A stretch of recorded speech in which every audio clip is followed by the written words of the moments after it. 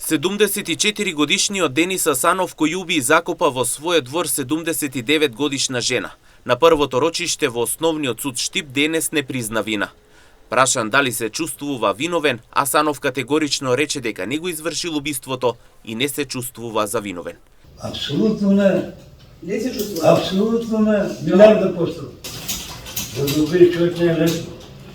Според обвинителството, обвинетиот Асанов ја лишил од слобода Боријанка Николова пошто со остар предмет нож ја пресекол главата и нозете, пошто оштетената починала. Нозете и главата ги сокрил на непознато место, а трупот го закопал во дворот од куќата. Сведокот Дона Огнанова, која воедно е сестра на оштетената, од судницата рече дека Боријанка живеела кај нејзе, бидејќи немала семејство. Посочи дека речиси секој ден излегувала на прошетка, но секогаш се враќала за спиење. Последен пат кажа дека ја видела на крајот од септември, кога Николова се дотерала и рекла да ја повика такси пошто заминала. Нова добро се сеќава бидејќи бил празникот вера, надеж и љубов.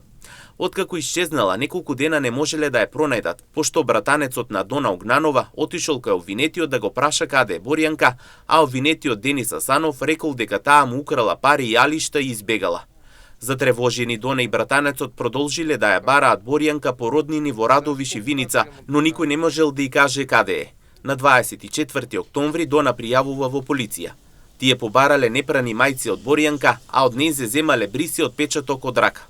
По краток временски период полицијата ја известува Дона дека сестра ѝ е мртва и била закопана во дворот кај обвинетиот Денис Асанов и дека нозете и главата се пресечени и ги нема.